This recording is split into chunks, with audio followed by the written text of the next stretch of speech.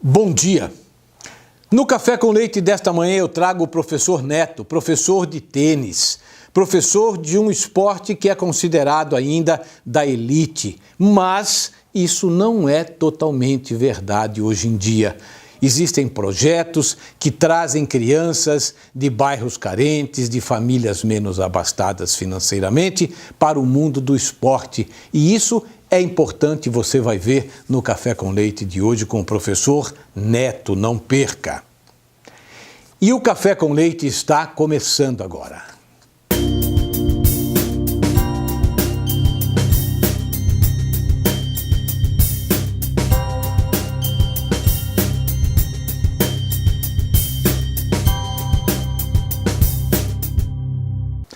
Muito bem, hoje, como eu anunciei anteriormente, eu converso com o professor Neto, como ele é carinhosamente chamado no meio esportivo, né?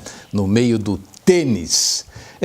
Tênis ainda não é aquele esporte que é de massa, deveria ser, porque é um esporte que puxa pelo bom condicionamento físico, pela educação, pelo controle emocional e por aí vai, né? Então, é um esporte, eu chamo de completo, porque você é como natação, né? Você mexe com todos os membros do corpo. E projetos deveriam ser criados, mais projetos. Existem alguns timidamente criados, deveríamos ter mais. O brasileiro costuma oferecer muito para o seu aluno, para a população em geral, o futebol à noite, futebol de manhã, futebol à tarde. E o esporte não é só futebol. O esporte é uma gama de nomes aí e todos eles importantes. E o tênis é uma coisa que deveria ter mais apoio. Bom dia, professor Neto. Bom dia, Carlos. Bom dia a todos. Bom dia aos tenistas, aos desportistas de um modo geral do Espírito Santo. Só contrapondo esta sua fala inicial, eu quero dizer para você que no Espírito Santo nós já temos 2.000 crianças de escolas públicas tomando conhecimento do tênis. Maravilha! Nós estamos com um projeto que faz parte da Massificação Nacional do Tênis. Um órgão criado por Jorge Paulo Lemann, chamado Instituto Tênis, que hoje já conta com mais de 32.000 crianças no tênis, todas oriundas da escola pública. É um trabalho que ele vem fazendo, ele vem dando a sua chancela e que todo o Instituto está fazendo, e a gente tem a honra de fazer parte desse grupo. Jorge Paulo Lemann é um dos homens mais ricos do mundo, não é? E está dando esse apoio, quer dizer, é importante. Ele também percebeu que a divulgação do tênis para essa garotada aí é de suma importância. Agora, nós temos apoios, mas precisaríamos ter mais. Concorda com isso, professor? Com certeza. Nós tivemos um bloqueio muito grande para expandir o nosso trabalho, foi muito mais no incentivo de poucas pessoas, mas nós tivemos um bloqueio muito grande das pessoas do empresariado, de um modo geral. A gente entende que projeto social é sempre visto lá no canto da parede, e ainda mais um projeto social de tênis. Até a própria comunidade não acredita muito. Mas eu já estive aqui outras vezes e posso garantir que a família que tem mais troféus de tênis no Espírito Santo é uma família de classe média baixa, o nome já é bem sugestivo, chamada Família Milagre, em que todos os componentes dessa família, são 6 irmãos, todos foram campeões estaduais nas diversas categorias. Então, alguma coisa a gente ajudou a mudar.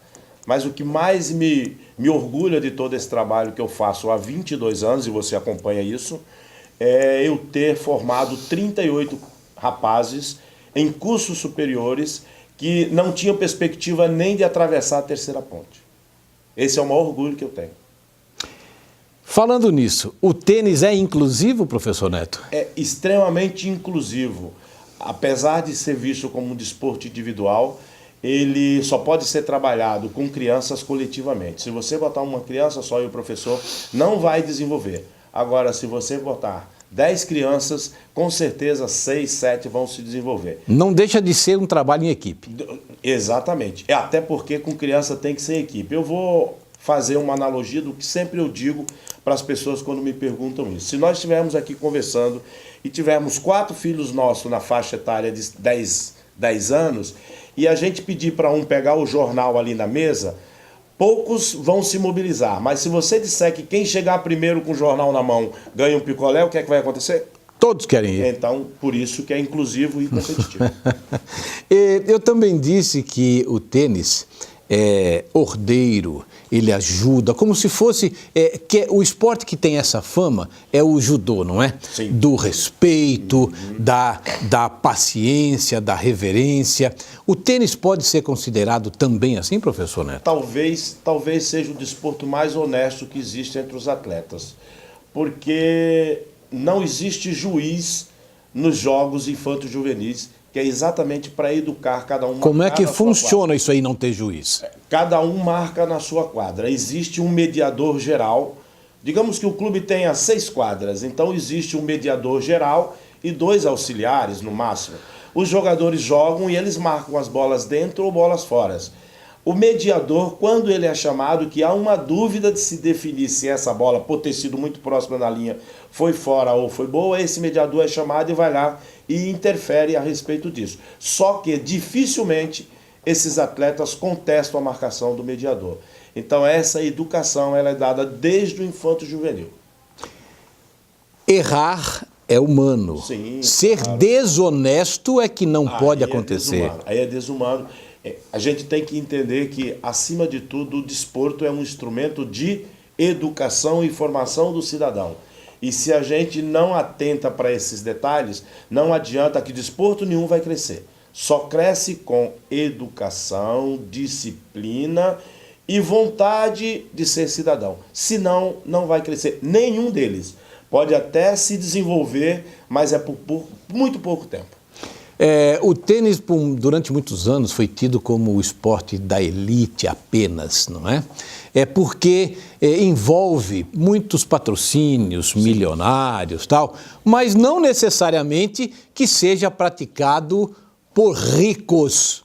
Eu acho que isso aí já é um tabu que acabou, não é, professor? Vamos contar uma historinha rápida. Se você pensar que há 20, 30 anos atrás todo o material de tênis era importado, então só pessoas abastadas que tinham condições de ir ao exterior e trazer esse material. No Brasil nós não tínhamos, ou quando tínhamos era muito caro, não dava para que as pessoas pudessem fazer uma aquisição. E também os clubes eram muito fechados, só para aquelas pessoas que podiam pagar muito caro para comprar uma joia e para pagar a sua mensalidade, porque tênis era o chamariz do condomínio, né? Sim. Então era o chamariz do condomínio. Hoje não, hoje você vai numa loja, compra uma raquete tão barata quanto um par de chuteiras, um par de tênis, e só que a raquete dura anos, né? Sim. Um par de tênis é por 6 meses. Com você certeza. consegue bola de um preço razoável e Vitória tem, talvez, per capita, Vitória seja uma das capitais que tem mais quadras públicas. Então você tem como interagir. É um número suficiente, professor Neto? Não é suficiente. Mas a gente há de entender que tem outros esportes na frente, o voleibol, né? O futebol de salão, que são atividades mais praticadas, a gente tem que entender isso. Agora, que não é o suficiente, não é. É só você chegar na Praça dos Namorados no fim de semana, que a fila é grande para você jogar. Eu tenho reparado, isso há muitos anos que eu venho percebendo, e gosto do que eu vejo. Professor Neto, os Estados Unidos, eles não se voltam apenas para um ou dois esportes. Eles têm fãs em muitos esportes. Por exemplo, hóquei no gelo. Lacrosse. Você ouviu falar nessa palavra? É um dos esportes universitários mais jogados e é só nos Estados Unidos. O próprio futebol americano. É isso aí. Uhum. O futebol americano, hoje até o próprio futebol mesmo já tem fãs lá. O basquete, o vôlei. Então, eles dão valor, o beisebol. Então, eles têm muita divulgação de todos os esportes. Isso falta no Brasil, professor? Falta, mas falta o que é mais importante. é educação. O desporto tem que andar junto com a educação e tem que começar na escola. Como é que é nos Estados Unidos? Você começa lá no college, né? Lá no ensino fundamental, você já começa a praticar esporte, já começa a ter o sentido de equipes da escola. Aí depois tu vem para a universidade, né? Pasmem, os atletas que passam para a NBA, que passam para os times de futebol americano, ou que passam para os times de beisebol, ou da maioria dos esportes, eles são atletas oriundos do circuito universitário. Então você tem um circuito estudantil muito forte, que fomenta a formação daqueles atletas que vão defender o país. Quando se fala em fomentar, se fala em gastar dinheiro, óbvio, né? Nós podemos falar que isso é gasto ou é investimento, hein? Isso é investimento. E é um investimento que não aparece muito e nem instantaneamente, mas é um investimento de formação do cidadão absurdo. Veja só, nós estamos formando cidadãos e não estamos deixando que as pessoas se criem na rua com vícios, né, do que a rua passa.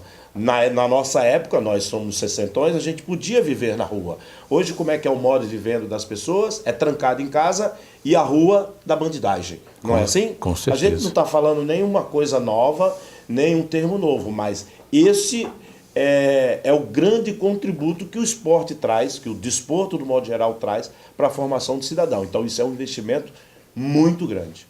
Quando se fala em desenvolvimento humano, desenvolvimento físico, né, mais propriamente dito, nós estamos falando de crianças. Mas tem criança abastada financeiramente, os pais, né, são de muito dinheiro no banco, tal, uma vida nababesca. Sim. Mas temos também crianças que moram mal, vivem mal, não têm uma vida fácil, é uma dificuldade imensa, tal. Mas como é o desenvolvimento no esporte desses dois tipos de crianças? Mas daqui a pouquinho o professor Neto responde no nosso próximo bloco. Me aguardem.